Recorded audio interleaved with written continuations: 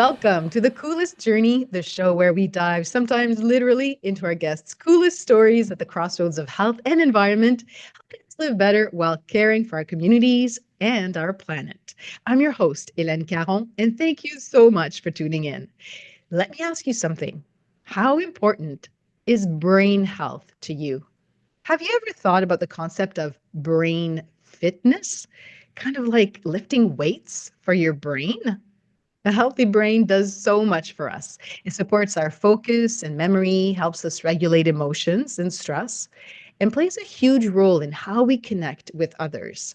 And as we age, caring for our brain becomes essential to maintaining quality of life, especially meaningful social interactions with the people around us.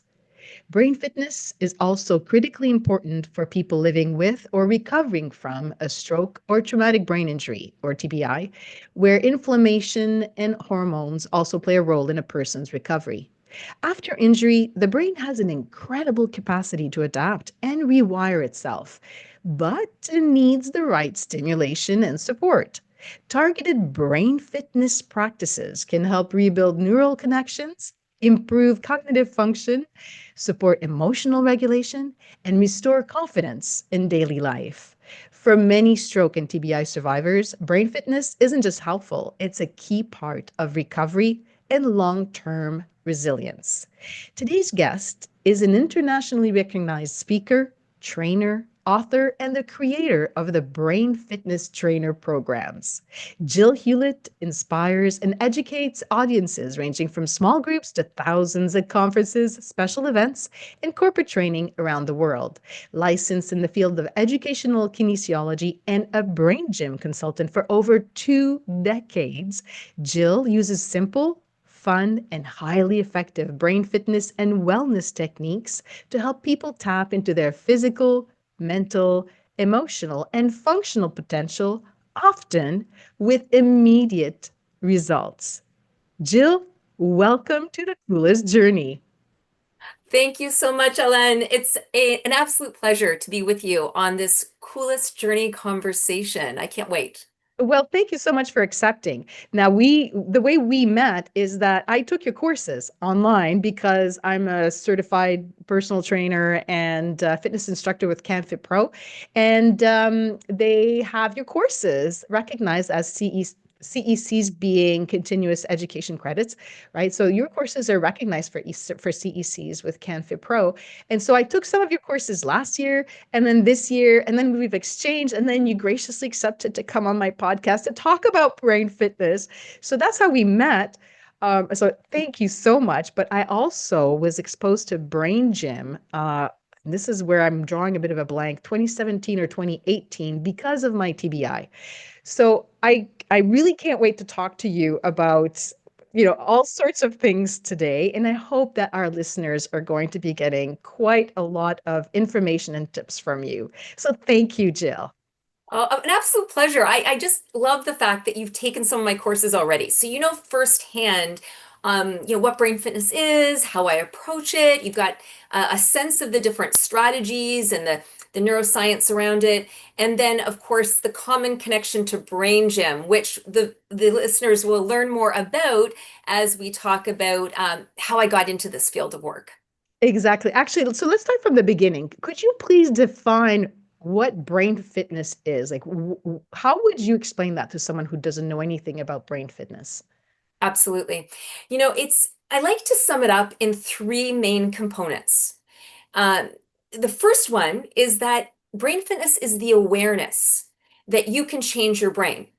You can heal, you can improve, you can change, you can optimize your brain at every age and stage of life, thanks to our superpower, neuroplasticity. And Ah, so, right, the brain isn't made of plastic, but it's plasticine-like. It's malleable, changeable, modifiable, and sculptable. And this is a trait, or I like to say superpower, that's available lifelong. So that's the first component. The second component is the neuroscience, but I say user-friendly neuroscience. So it's that you don't have to have a medical background or a neuroscience background to understand it. So it's taking the research and the studies and making it relatable, applicable to everyday life. personally and professionally for folks. And then the last one, but not least, it's the strategies. It's the what do you actually do to leverage this neuroplasticity and put this user-friendly neuroscience into action. So that's kind of the big picture. I like to sum it up in those ways because I think people can relate to that, understand it, and then, the rest of it is just getting started. I like how the first part was brain fitness, the ability to train the brain. So it's a little bit like muscle fitness, right? Or fitness in general. So if I guess brain is a muscle, and the more we keep it fit, the better it works. Like our biceps, right? Or like our legs, right? The more we walk, the more we run, the stronger they get. So the more we use our brain, the stronger it gets. Am I understanding this Absolutely. right? Yeah. Absolutely. And it's the whole concept, if you don't use it, you lose it.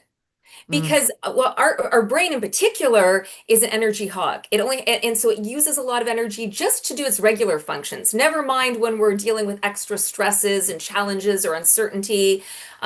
So it requires a lot of energy to do its job, and that energy is allocated very strategically to the things we're doing, the things we need. The so yeah, parts of the brain don't get used as much as other parts when we're in repetitive daily habits, lifestyles. So a big part of brain fitness is that awareness that there's more there to tap into, and if we don't use it, we'll lose it. So it's to everyone's benefit to we call it in brain fitness maximizing our whole brain potential. But what you're telling us is if we don't use it, we lose it, but we can also regain it back if we do the right exercises. Absolutely, make brain gains. Yes. All right. So that is brain fitness. So do you think, and I'm speaking here from experience also because I had a TBI, and initially I was told, this is the recovery you've had. You just have to accept that you're never going to get better. I think it's one of these myths that I've heard so many times, that you're born with the brain that you have, and then you get an accident or you have to recover from something in your brain. And it's like, well, this is the progress you've had, and after 2 years, forget about it. You're not gonna see a lot of improvements. And what gave me hope is when I found Norman Doidge's book, The Brain That Heals Itself, and then he's got a second one as well. That gave me hope because it explained neuroplasticity to me. It explained how if we don't use it, we lose it, but we can regain some of it with certain exercises or certain therapies in some ways. So do you think now my accident was in 2014. 2016, I think, is 2017-ish is when I found out about Norman Doidge. And then after that with Brain Gym. Do you think it's still a myth today that people believe that the brain, like, you can't make it like a muscle, we can't strengthen the brain? Is that still a myth? Oh, yes, absolutely. I think that neuroscience has become more mainstream. The word neuroplasticity, more people have heard of it. But I still think we're kind of stuck in the past of understanding. And so people think, certain IQs can't be elevated. If they have an injury or trauma, there's only so much healing that can be done or for a certain period of time, which isn't true. Lifelong, we can continue to change and evolve and heal our brain. And then on top of it, if someone has a certain behavior or attitude or even personality type, that's stuck. But the reality is, we know that's not true because when someone has an injury, for example, years ago, my father had a stroke, and there were certain aspects because of the aneurysm in the left side of his brain. He relied more on the right hemisphere, and so there are certain characteristics that changed about his personality. There was a lot that was still the same, but a lot changed. And for example, another thing that happened was that all of a sudden he loved ice cream, and he wanted to have ice cream every day after dinner, vanilla ice cream, and that was not something he was interested or liked before. So much can change, right? But even I think more importantly than the ice cream message is that after he had his stroke, he was laying in the hospital bed and could not move, couldn't even open his eyes, and the doctors did not know if he would ever, like, leave that hospital bed. And so we came in and implemented strategies, very complementary and some actual brain fitness strategies, to actually activate his system and get the electrical energy moving and the blood flow and the circulation. And before you knew it, he was responding. His body, I remember the day that I was there and I was massaging his legs, and it responded back to me. It twitched and moved, and it was like a hallelujah moment. It was like, yes, the body's responding. He's there. And once I had that, I knew more was possible. And then gradually his leg moved and his other leg and his arms. He opened his eyes. He started to be able to talk. 6 months later, left walking and talking. He didn't have the use of his right arm, and that kind of stayed. That was an issue that persisted. But so much came back. And as far as communicating, he did have aphasia, which would come and go, spells of that. But he did understand what people were saying to him, and in most instances, he could communicate something in return. Well, that is a big, almost considered a miracle improvement compared to what the initial diagnosis was like or prognosis was. So, yeah, like again, it takes time, it takes nurturance. Our brain is like a garden. We need to tend to it. We need to care for it. We need to give it the right environment. We need to feed it the right things. We need to give it the right stimulation. But when we do, it's amazing what can happen. And that's for example with my dad with the stroke. This can be with children in the classroom who it's improving behavior and focus and concentration and confidence around learning and reducing anxiety and so that kids can be participate and be more engaged in the learning experience and therefore get better results, better grades, so access those executive functions for better thinking and problem solving and strategizing and creativity. Of course, all those skills are needed for the adult in the workplace, in the corporate Mhm. sector. So I often go in and work, that's a big part of my work actually, is going in and working with adults and teams and departments in the corporate sector for all sorts of goals that connect to stress reduction, productivity, communication, team building, aspects like that. And then, full circle, last but not least, the fitness professionals. So they have more tools for their toolbox to support their clients, health practitioners, and of course, within that category, I like to include the aging brain because that's Mhm. becoming more popular. People want to live independently. People want to conserve their cognitive faculties. They want to ward off dementia and decline. So people are becoming more educated and more empowered to what's possible. So, to your question, more people are aware, and there's still a lot of people who need to hear this message. Absolutely. And actually, I would add a couple of other segments of the population to this. New parents, especially new moms, especially after giving birth, right? So there are ways to help the brain recover. A lot of new moms talk about their mom brain, like they can't think, they can't, menno brain. So I had that conversation yesterday with a friend. Oh my goodness, it's like, where have I left my brain today? And it just disappears, and then it comes back a few minutes later. So we know that we have some exercises that we can do, and we'll talk about exercises, but also other variables like temperature, like cold, maybe, and we'll talk about that later. But Sure. basically, everything you're talking about, oh my God, it resonates so much with me, and I know that there's a lot of people around me who have either had strokes or have gone through these life changes. Sometimes we just go through stressful events and our cognitive abilities are impacted. So it's Oh, definitely. important. Yeah, it's important to just be aware of brain fitness, but also to never lose hope that things can get better. I think that was for me the turning point when I found Norman Deutsch's book. Um, and when you had your father's leg twitch in the hospital, right? It's like, yes, this is working.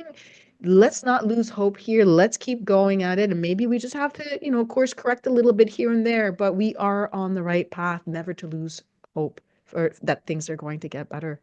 Oh, absolutely. Because more than anything, a lot of this is connected to awareness and mindset. That's another big, those are two big key parts of brain fitness, along with the actual strategies we implement. It's the awareness that the brain can change lifelong and that it's having the mindset to support it. And you had said was this kind of a myth that people have still bought into that the brain can't change.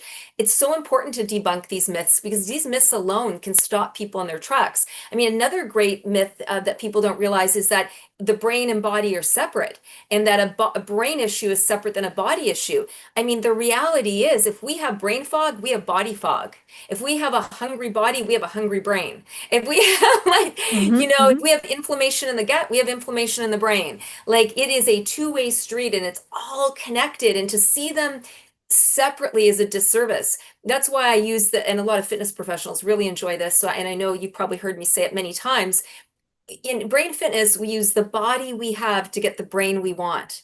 And that is such an important thing to be aware of because whatever we're doing to our body, and that ranges from sleep to activity, exercise to nutrition to, just getting in fresh air, like all these things, they affect our brain in strategically or not, effectively or not, based on the quality of choices we're making.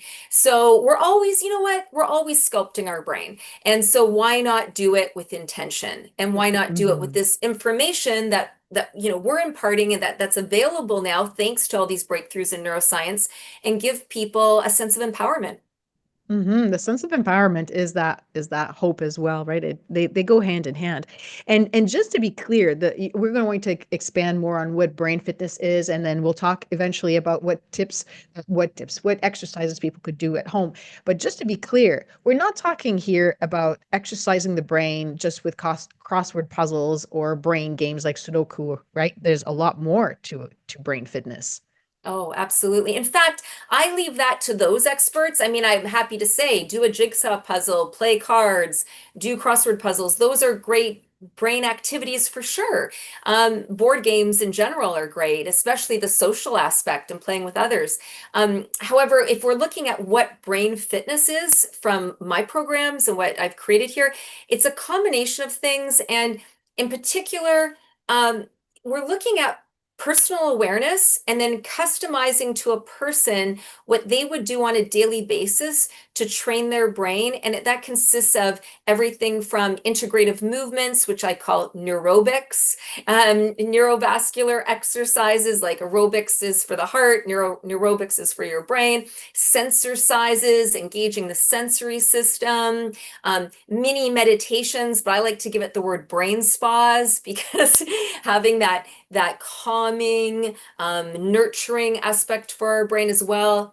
And while we're at it, moving with intention and setting goals and having benchmarks where we note our progress and we build and on our own terms with the progression. Like all of this is part of what empowers people, like you said, gives them hope, but of course allows them to see results Hmm. because they are in the driver's seat of their neural pathways. They get to they not only is it their responsibility, it's a huge opportunity to then engage their brain in better and healthier ways. And I have like not only dozens, I have hundreds of activities and they're interspersed between each course depending on the topic that we're covering. So, and you've had a taste of some of those. Yes, I took four of your courses. I got a good taste of it. 4 or 5, maybe even more. I can't remember. At least four. We'll put it at. They're great. And yes, it. mm, I would say that the exercises that you suggest, without getting too much into I don't want to go too far ahead here, but Mhm. the exercises for your brain fitness program embody the brain. Sorry, they combine the body, the brain, and breath.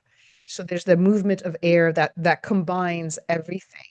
And that's what made it so enjoyable, I think, for me, because it's a very kinesthetic, I can't say that word, Yes, kinesthetic, yes. kinesthetic approach to learning. And I find that when we are more inhabiting our body,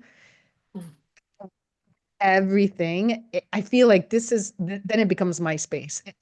Nothing else matters around me unless there's something like the cat jumps on me or something happens, right? But really, nothing else matters. It's just that present moment, the breath, the brain, the body, everything is connected, and everything feels centered and relaxed. Yes, yes. The breath is a key element to come back to because, first of all, our brain needs fresh supply of oxygen. It doesn't hold oxygen the way the other tissues and organs do. It needs a constant fresh supply, the neurons do. So there's that in and of itself. But the breath is a great kind of, it's a leverage point for stress reduction. And it's a great indicator of where we are in our state. If we're shallow breathing, if we're holding on to tension in our body, or more relaxed and open and flowing. And of course, all of that affects our actions and our decisions, our thoughts, the clarity of our thinking. And the other part that I bring in a lot is the emotional cognitive aspect of the brain, the heart, because a Mm. person needs, we have to find out the with them. What's in it for them? What's their motivation? What is meaningful for them? What is going to keep them adhering to making positive changes? What are the outcomes they are wanting to achieve? And that is kind of like the fuel, that desire is that fuel that will keep them showing up. And so we really engage and that's the limbic brain, right? And that's where our happy neurochemicals are. So that is teaching people what those are and how to work with them in conjunction with this body brain integrated system. Now that you mentioned the big why, because that's what it is. Why are people doing this, right? What's their big motivation factor? What was your biggest motivation factor into getting into this? How did you even find your way into brain fitness? That is such a great question. And there isn't one particular story that I could refer to. It's kind of an overarching life journey. It's a coolest journey. Oh, And I love it. I love it. right. And so I'll give you some vignettes so you kind of get the bigger picture, and then I'll flesh it out a bit. But I'll start from the kind of end and then kind of loop back. So I had gone to university, McMaster University, with a plan We to go. Woo, we love right? McMaster University, where Yeah. this radio show and podcast is being aired. Yes. Yes, yes, a big shout out to Hamilton and McMaster University and the 4 years I spent there. It was amazing. Um, and so yes, that place is near and dear to my heart, and actually even more meaningful in ways that I didn't expect, because I went there to get my degree so I would then apply to teachers college. But while I was at McMaster, what happened is in the first couple years I was, well, especially my first year, my frosh year, being away from home for the first time, taking care of all my, you know, personal things, my laundry, my food, on top of taking, being having a full course load, a full-time student, and then having relationship situations, maybe drama, and then on top of all that, being also just the adjustment and the stress that was involved in that for me at the time. I started noticing I wasn't sleeping the same way. I was gaining weight. My grades, I was struggling with my grades. Um, I just wasn't feeling the way I wanted to feel. And so I kind of went back to the basics and I thought, what is missing from my life right now that is needed? And one of the things was eating better, so I adjusted that. And the other thing was getting regular exercise. I didn't have time not to do it. I guess I figured I was busy and I didn't have time. I was actually working part-time jobs as well. So I had a Mm. very full schedule, but I was like, I don't have time to not care for myself. That was a message that came early on. And when I did readjust and brought in a better lifestyle habits, it had a tremendous impact. I had more energy. I started sleeping better. Had more focus to give my courses and my studies. My grades improved, and my just general mood and demeanor elevated. And so I saw that was my first experience, direct personal experience of when you don't do this and when you do this, the impact that it has. And then while I was at the university, they were redoing the fitness center. and they were changing it to be the Pulse. And so this really Hmm. dates me, of course, and because it was and Linda Stewart Stone who was spearheading this project, kind of more of a wellness, health and wellness project, because they were making this new gym that had a circuit and an area for fitness classes, and then of course the weight training, and they had also other classes on nutrition and Tai Chi and Qigong, and this was like, oh, this was just amazing to me. I thought I have to be part of this, so I decided that I would become a fitness instructor and personal trainer, which then required me to go to the YWCA downtown Hamilton to do all the training and take the classes to get certified. And before you know it, I'm now teaching classes at the Pulse. I'm part of their staff, and it was such a joy. And people thought I was in phys ed. People thought I worked there like full time. I'm like, no, no, I'm a full-time student in humanities, but this is where my passion is. And so, and this was very full circle for me because I just will include, without making the story too long, is that I grew up with my parents owning a sporting goods store. So Ah, so you were yeah, already exposed to an active lifestyle anyway, right? From yes, a very young age. yeah. So and I noticed when I was getting more involved in sports and activities, how much of a positive impact that had on my general life experience, and the camaraderie with teammates, also the competition level of it, of applying ourselves to goals and to self-improvement and getting better at things, and then the outlet, just the outlet to stimulate our brain and body for better circulation, for stronger muscles, for better posture, like all the things you get from doing fitness. So there's a lot more to that story, but the nutshell is that when my parents owned the sporting goods store, we actually lived behind it for a period of time. So before my sisters and I were old enough to actually play sports, we were running around the store, hiding behind racks, making ourselves mannequins in the front window, which was on Young Street, the main street. So we had fun being part of the experience of the growth of the store from early on. And then eventually, of course, my dad, there was no way he wasn't. We called him coach more than we did dad. He was our coach for many of our rep teams. I then worked at the store part-time. I became the girls athletic rep at high school. So, Ellen, when I went to university and stopped doing those things, that was a Oh. real, especially I guess because based of my past prior to going off to university, I was cutting off a big part of my life without realizing it, my lifestyle. And I got to see though the difference. I got to compare with it and without it. And so that once I graduated from university, I decided, I'm not going to apply to teachers college right away. I'm going to look at what else is out there in the health and wellness field where I could potentially be an educator or facilitator in that realm.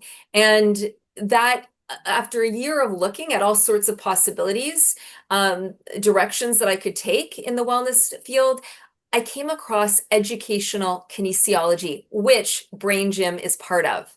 And I found out about this field of work and it blew me away. Dr. Paul Dennison and his wife Gail are the founders, and he's considered a pioneer in applied brain research.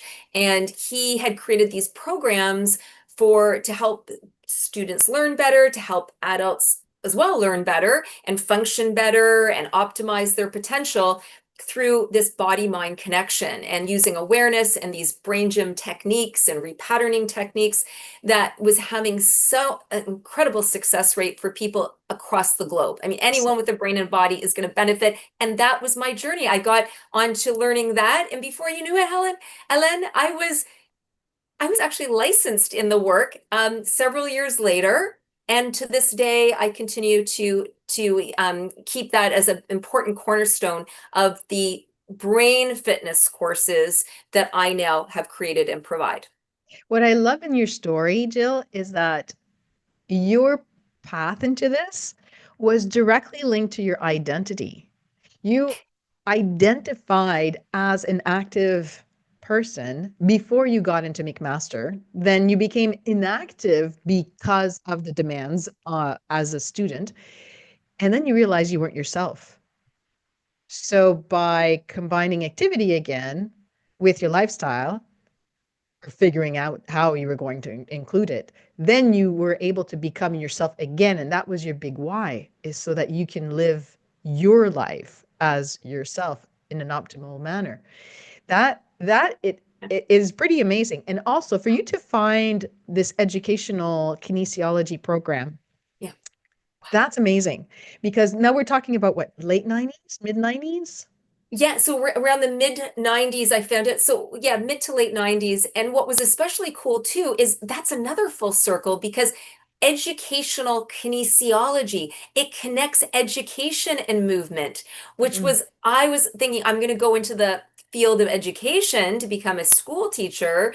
And here it was looking at education again, but from a different standpoint, because the word education comes from the Latin word educar or educare, and that means to draw out. So rather than depositing information or memorizing information, it really is about drawing out our knowing, our awareness, our potential. And rather than the neck up, this became a full-bodied experience that provided insight and neuroscience based like practical information that could then support learners of all ages. So I became early on in my work, I would go in as a consultant into the school systems, into classrooms, teachers conferences, admin conferences, and then as I was doing that, I was getting really great feedback, great response. I would work with families as well and TAs and tutors and getting this material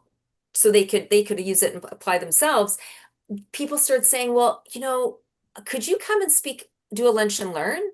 We need this also for our adults and the workplace, and our team would really benefit from learning about this. And before you knew it, that got me into the workplace, into organizations, and the whole corporate experience. And then that's when it led to eventually after that was personal support workers, long-term care, people dealing with injuries, people Mm. recovering from brain traumas and concussions and various things, and using it as a complementary modality to those needs. And that was around the time then I connected with CanFit Pro, and they said our fitness professionals would really benefit from this message and information. And there you go. What fascinates me is that all of this was happening already in the 90s. It's almost like some people knew about neuroplasticity without necessarily having coined the term. And then it took another 20 years for neuroplasticity to start gaining more momentum. But I remember going to the concussion clinic in Hamilton in 2014, 2015, and there were no resources regarding brain gym or brain fitness. So I hope people are listening to us, and if ever they know someone who's had some type of brain injury, that they mention this, because in the resources given to the patients, this may never be mentioned. So this is pretty critical. So we've talked about a whole bunch of different things. Jill, I would like to start diving into what are some of the exercises that we could do. Like, let's get practical here. And I know from taking your course, you always say the first thing we need to do is breathe and drink some water, right? That those are the two things in order to get the brain going. But what are some of the other simple brain fitness activities or practice that people could do even now as they're listening to us? Like an under 2 minute kind of thing. Yeah, absolutely. Great question. And it is important to experience it. And we could start off with something really simple that I enjoy doing. It feels so good. I call it an all over body massage, but it's done just in a small area and it activates over 400 pressure points. And we basically use our ears to do this. And I'll take you through it. But the idea here is that it's a calming activity because it activates the parasympathetic response. Yet at the same time, it's energizing.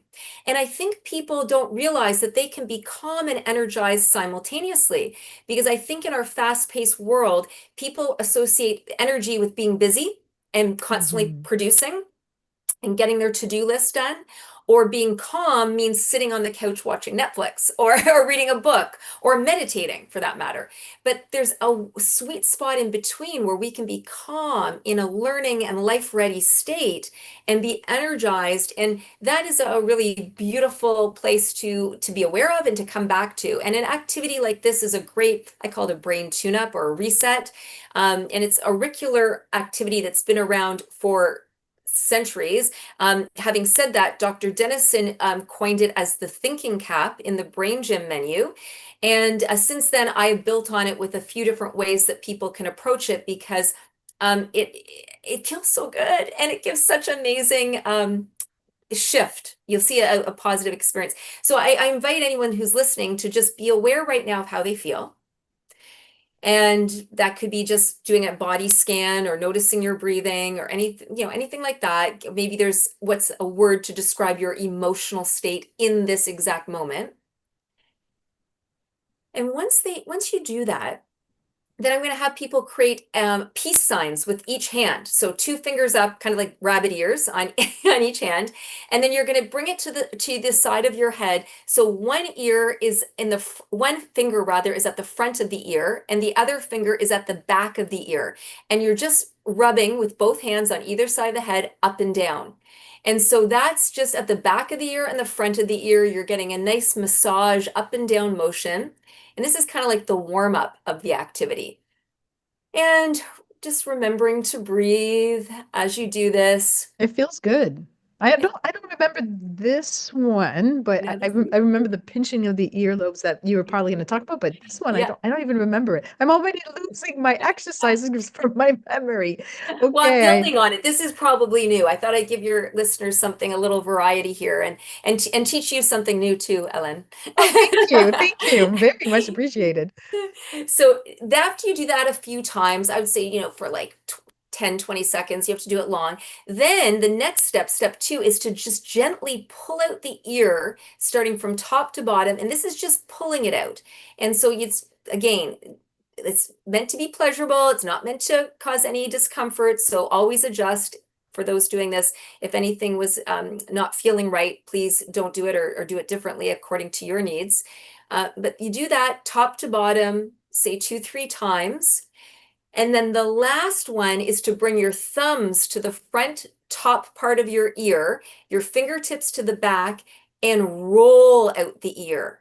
So it's a wonderful massage bit by bit around the entire ear, down to the lobes. If you're wearing any earrings, just go around them and then back up to the top. And again, do that 2 or 3 times. And people tend to notice that, hey, my ears are getting warm when I do this. That's circulation. That's good. Or their ears are Yeah. starting to turn a different color. Well, that's again, circulation, blood flow. And ultimately, what we're doing is not only relaxing our system and energizing it, we're turning on binaural listening, which is listening with both brain hemispheres, because we all have a dominant ear, which is the side that for example, if you were going to pick up your phone and talk to somebody, what ear would you put it to? And for me, that would be my left. That means I listen, my lead listening is from my right brain. And so someone who listens with their right ear, they're a left brain listener lead. And so it's their dominant side. And so when you do an activity like this, there's so many benefits. And another one is to bring both hemispheres online. So you're listening with your whole brain. So now after we've done this activity, I invite people to be like, wow, how do I feel? Yeah. Notice, be Yeah. aware, what's changed, along with having warmer ears. Yeah, What I else was just is gonna say different? I've got Dumbo ears right now, and they feel like they're really red, but they're it's but like you said, it's both calming yet energizing technique. And I remember doing that one in the last course that I did with you, and I was thinking, my God, my ears are really they feel like almost like on fire. So I thought maybe, yeah, maybe I went too hard. I don't know. Maybe there's not enough blood circulation in my ears. I've been swimming too much in cold water. I don't know. But I'm it not sure, but you know what? Great noticing on your part, because that's another part of these activities is for a person to become self-aware, because you can't change something you don't know about.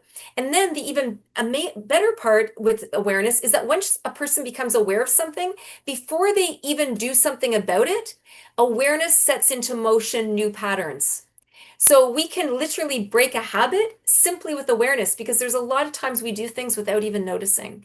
And it's like we're taking up our time, energy, our mental capacity with things that aren't necessary, and just simply because we're falling into unconscious habits. So this is a great way, seeing before and after, like you said, how you felt after, to actually, in and of itself, just practice awareness. and this you would call the thinking cap, this two-part, like the Well, rabbit the rolling, ears yeah, the rolling and out the of the ear is Dr. Dennison's, he calls it thinking cap and on the brain gym menu.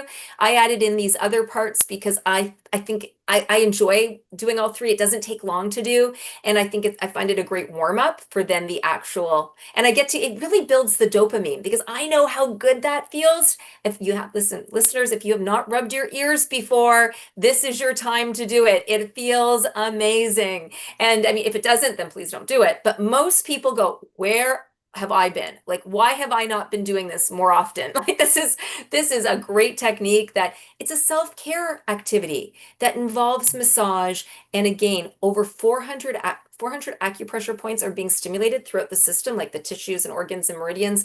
So you are getting like such an incredible ripple effect throughout your entire system. yeah, and it feels for me like I need to add the breath as well, like like inhaling and exhaling at the same time, as either I'm rolling the ears, or if I've got the rabbit ears or the peace sign fingers, right? Like inhale and exhaling along with that. But that's just it's just like I guess I'm stacking things, I'm adding things onto this. But this is such an easy practice to do, this thinking cap. Yeah. Interestingly, Jill, I've had this done to me by either massage therapists or by TCM practitioners. So acupuncturists, and like they would do this on the ear before, and I've never really liked it. But if I do it on myself, I'm okay with it. Isn't that is that like a common thing, or is it just me? Well, it's interesting you say that, because everyone's different. And there's some people, most people, when I teach this, they really enjoy it. Occasionally, I've had someone say they don't like it. I've had people say afterwards, because I say, if you want to get home and share what you've learned with your family, you can show them this exercise. And if they're open to it, because you need to ask permission, you rub their ears and they'll rub yours, right? And make it Right. kind of a nice connection, bonding experience. And someone like, oh, that was so fun. But someone else found it too ticklish or too invasive, where someone else this was like, oh, can you do it more? Please do it more. It feels so good, So it really is depends on the individual. But I'm happy you brought in the practitioner side of it, because this is an activity that a massage therapist might use, an acupuncturist or acupressurist, because the ear again has all these pressure points, and is such a great leverage point when it comes to not only body relaxation but brain activation. Hmm. Now this is so we just went through the thinking cap and the whole other, series of exercises. So in addition to that, if someone feels overwhelmed or they're tired or they're mentally stuck, what's another exercise that we could do, or another first step that we could do? Yeah, I like the way you said first step, because I'm literally going to use that as a segue, because anyone who knows me knows that how I'm a big advocate for going for walks. Now, I'm going to build on that to make it an actual brain fitness activity. But having said that, I really recommend people to improve our mood, to increase our brain functioning, to get that circulation going, to ward off dementia, to build the learning and memory centers in the hippocampus. Go for regular walks. 20 minutes a day is a great that does so much. And if you can do it twice a day, even better, or a longer walk, fine. But at minimum 15, 20 minutes per day, that is awesome. You're getting fresh air, you're getting solar energy, of the Hmm. outdoors, the sunshine. And you're getting a change of environment, especially for those who work, are seated a lot. If they're very sedentary with their work, they're behind two-dimensional screens. This gets us out into three-dimensional reality. We activate our sensory system. So there's so much benefit to just going for a walk. I recognize that sometimes we need a walk, but we don't have time to take a walk. So I recommend going for a seated walk right here, right now on this podcast. You and I can go for a walk together by just taking our right hand and taking it across our body and touching our left thigh. And then our left hand across and touch the right thigh, and then alternate back and forth, and then intentionally turn the upper body. Because when you turn your upper body, you're getting the cerebral spinal fluid moving, which stagnate, and you're getting the circulation moving as well, which will stagnate from sitting too long. And then if the person is enjoying that, this is getting a great eye break too from looking forward at the screen. So you're looking at different areas. I say, notice what's around you. Even smile when you do it. This is going to bring up your happy neurochemicals. So, so much is involved, so much benefit from a little activity that you could do for 20, 30 seconds. If a person wanted to take it a step further, they could bring the leg up. So as they're going across, they're lifting their legs. So they're getting more core activity and abdominal activation as well, which is more exercise. And then the third option is to stand up right on the spot and walk on the spot and really accentuate bringing up each leg, one side, then the other, and then see how slow you can go, because stress and balance don't coexist. So if a person's stressed because they're like trying to meet a deadline, or they're trying to problem solve and they haven't come up with a solution, or they're finding that they're not communicating effectively and they've got to go give a presentation. But again, a walk would be great for that, but they don't have time to go for a walk. Then right on the spot, stand up, do that walking motion, really accentuate it, exaggerate it, and then see how slow you can go. Because each time you hold on one leg, you're activating the vestibular system, which is responsible for balance. And so you're moving to a higher part of your brain. So the stress has to diminish because you're moving out of the stress-based part of your brain to a higher functioning area of your brain. And again, just a few repetitions done slowly will have a really positive impact. Now, this one is called a crosswalk. Is that what it is? Or So cross Dr. crawl? Dennison teaches it as a cross crawl. Walking has been known to be, as Homo sapiens, walking is a strategy that our ancestors used to get around, but also the longest living cultures on the planet are known to walk a lot. So I'm a huge proponent of walking. Mhm. Doing it standing on the spot or seated is a wonderful, wonderful variation. Dr. Dennison talks about a cross crawl where you stand and go side to side, hand over. Again, I'm a real key proponent of variations because I know some people, even just to get up from their desk, they'll find an excuse not to do it. So even just seated, hand over side to side, and turning the body, turning that upper core, getting that cerebral spinal fluid moving, just that would have an amazing impact. But again, standing up and done slowly, you're going to get the vestibular benefits too. Now, in terms of doing these exercises in our environment, so one thing I'll add about the walking is that we are also potentially exposing ourselves to nature therapy, either green therapy if we are walking in a forest or in a forested neighborhood, or blue therapy if we walk by a river, and even better when we walk by a river or the ocean or a lake and we see mountains in the distance. That's actually, there are a number of studies that are showing that that's the ideal part. I interviewed Dr. Mark Christie on my very first podcast, and he talks about nature therapy. So I highly recommend people to go and listen to that. And Dr. Mark Christie is supposed to come back to talk about blue therapy. He's had surgery recently, so I'm just waiting for him. It was minor surgery, all's well, but he was telling me, in the new year I'll have time. We'll book the interview. So that might be an interesting one for you, Jill, to listen to as well. But Sure, talking yeah. about being outside, we get some fresh air. This brings me to the variable of temperature, which is, how about we talk about doing these exercises in uh, temperature environment that is different. So would it be more helpful to do these exercises in a cold from your experience or in a warmer setting? I mean, I know for myself, I always talk about the benefits of cold for a number of reasons. It's anti-inflammatory. It does a whole bunch of different things. It helps me think more clearly. But is it recommended that we try and do that in a cold, the exercises that you just talked about? Should we do them in a colder environment? Great question. For me, what we like to say is, first of all, just do them. Okay, wherever you are, just don't not do them. When you wake up in the morning and you're still in bed, do them if you want, or sitting seated at the side of your bed, or the moment you stand up, start to do some, because we can't assume our brain is turned on. We need to turn it on. And then throughout the course of the day, when we start to get stressed, our internal temperature does rise, and we can literally become hot-headed, which means we react instead of respond. We may not have that emotional balance. We might not be as centered or as coherent. So doing activities such as the ones we've covered, and there's many, many more in my programs, a person can find more calm. They can decrease their heart rate, slow down their heart rate, decrease their blood pressure, and again, inflammation will decrease, and the temperature will decrease as well. Because we, as humans, we for the most part, and it's different between people, of course, but in general, normal human temperature is 98.6 degrees Fahrenheit, which is 37 degrees Celsius.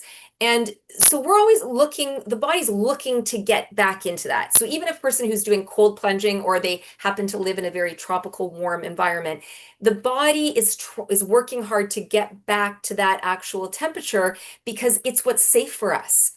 It's our survival. And so when our brain is distracted by being in discomfort of too hot or too cold, we're going to be on some level putting a lot of our resources into getting back to a regular temperature. Now, having said that, that's generally speaking, right? If it's too cold in a space where we're working, we can't think clearly. If we're too hot, we can't think clearly. So we most people know this in situations where they've had to think or give a presentation or interact with others, and it's like the more comfortable their body is, the more their brain can do its job and can perform. Having said that, I know so many people who do cold plunging, and it has been, like you said, anti-inflammatory, helps with hormones, helps with the neurotransmitters. And so it does help us to improve the effectiveness of the system. And it builds resilience too, which is another key factor here. And it also helps, it's a great stress reducing activity for many people. I personally don't do it. I'm not an expert. I'm not Wim Hof here, but I know that you really enjoy doing it. You've seen great benefits in your healing journey. I know of many others who have, and I do believe, I guess, long story short, is that, or maybe long story made longer, is that temperature affects the brain. And it does affect how we think. And from our standpoint in Bridget, we want to cool the brain. So that's why deep breathing is very important. Stress reducing activities is very important. Getting sleep is very important. And sleeping in a colder room will help a person get a better quality sleep than trying to sleep in a hotter space. So that's my 2 cents worth. I hope that's interesting and helpful. Yeah, yeah. Well, actually, what I've noticed as well is when I'm starting to slow down in terms of how I'm thinking, if I stand up, I breathe, do some breathing exercises, I do some of the brain fitness exercises, I do better. But I'm finding if I do my swim in the cold water, I'm like, I'm on. And it's not, like you said, it's not, it feels like it's more parasympathetic driven, which contrary to popular belief, people think, oh my God, cold water, you must be like, sympathetic drive. And they think, well, no, because I use my breath to calm myself in the water to bring down the heart rate. And then I'm in coherence and everything, like my life is good. My life is great. But if I were to just go in and jump back out, which would be activating over and over the sympathetic system, which is what people are doing, sadly. I'm not criticizing, but I'm just saying if when people are doing the polar bear plunge, they run in the water, they run back out, they don't give a chance to their nervous system to adapt to the environment. So they're actually training their nervous system to stay in sympathetic mode. And so if I am going in the cold water, I calm myself down through breathing, swimming, whatever. I come back to at work, my brain is fully functioning, like I'm all on all cylinders. And then throughout the day, then I'll start to feel like it's slowing down. Then I'll do your brain fitness exercises, like the ones that you've shared today. But also what I find helps is if I'm holding something cold in my hands, and this is from research from Dr. Craig Heller from Stanford University. If I hold something cold in my hands, I help to cool down my body. So I don't have to go in a room that's colder. I just have to cool my hands. I can also put it on my forehead. So putting like an ice pack or a cold um, like a damp towel on my forehead. This will also help my brain work better. Uh, and then I, do the exercises and then go back to what I'm doing. And it's like a nice little reset. And it also helps to gain distance from what I'm working on. So these are my little tidbit of addition. But the sleeping in a cooler environment, oh my God, Jill, we could talk about this for so long. But we're not because we're going to bring you back for another episode. But Amazing. basically at night is when our brain is solidifying its learnings from the day and then flushing things that it doesn't need anymore. So it's like Yeah, a the cleaning glymphatic activity. system, exactly. It's like the lymphatic system, but the glymphatic system for the brain. And we do such important work in sleep. We detoxify, we rejuvenate cells. We actually move information from short-term to long-term memory. So quality sleep is so key. And I agree with your temperature thing. Sleeping in a cool environment, most people will attest to getting a better sleep. Falling asleep more easily, staying asleep, getting a better quality of sleep. Absolutely. And so brain training doesn't just happen when we're awake. It's when we're asleep, it's when we're consciously doing it and not consciously, but it's the intentional habits and lifestyle, I think overall have the biggest impact. Absolutely. So when people are combining sleeping in a cool environment, and I think if I remember correctly, the research is showing between 16 and 20 degrees. 20, I find it still a little bit warm, but anyway, so between 16 and 19, some people prefer it colder too. And if they were to stack exercises for brain fitness in their day, and perhaps including some type of cold water exposure of some sorts, their brains could be just they and I can say this from experience from my TBI, my brain is still recovering from the incident, but I can see that the practice, it's just about being consistent, coherent as well, right? Having a strategy that's in place. My brain is getting better year after year. So Amazing, right? And I, that's beautiful to say. Like people don't know this is possible. What a powerful message. yeah, Yes, that not only is healing possible, getting better is possible with age. That is really, I think, probably the ultimate takeaway message for people because we're not taught that. We're belief that chronic degeneration is inevitable and will just gradually go downhill. And as we get older, we're going to lose it. But the reality is, people older can be extremely healthy and have so much wisdom to share because of their years of life experience. So let's preserve it and let's optimize it. exactly. And I really hope that McMaster University has a Center for Healthy Aging. I hope that they have that as one of their practices, right? Even just sleeping in a colder environment and just doing some breathing exercises and drinking the water and doing some brain fitness activities.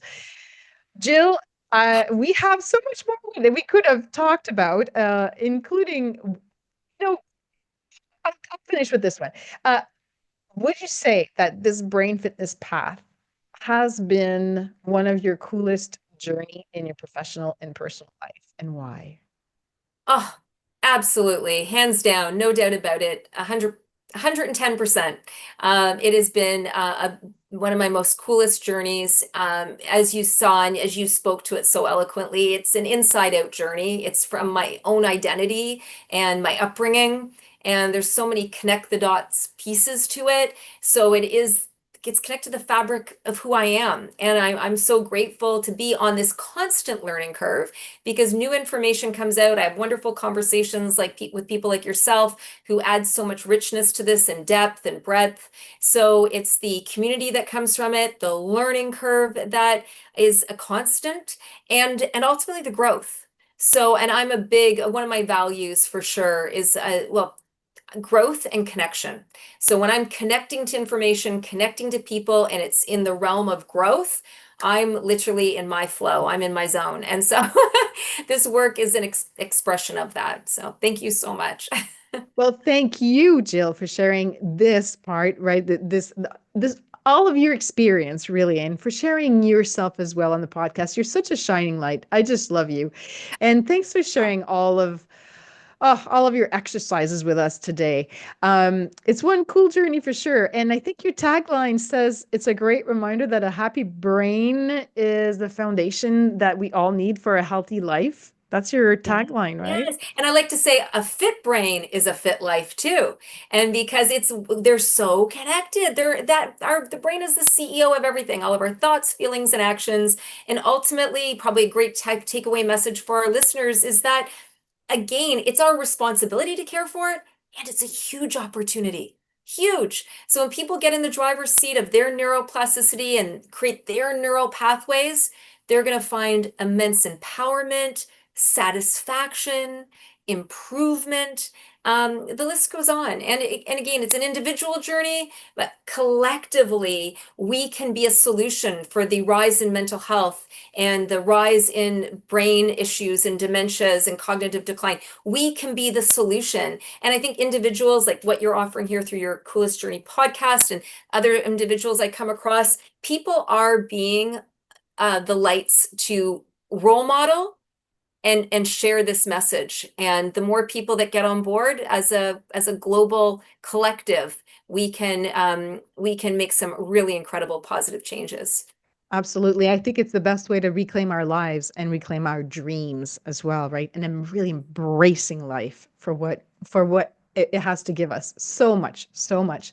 So for all of those who are listening, thank you. And if you'd like to learn more about Jill Hewlett's work, check out her website at jillhewlett.com, and you'll find some links for her books, her courses, her fitness cards, the brain fitness cards, and there's a ton of other resources. And finally, you can listen to this Coolest Journey episode again or catch up on past ones anytime on cfmu.ca, on Spotify, and also now on my website that was launched last week, thecoolestjourney.com. So thank you again, Jill. And thanks so much for joining me, everyone. And as always, I wish you all health, energy, and the coolest journey of your life. Bye bye.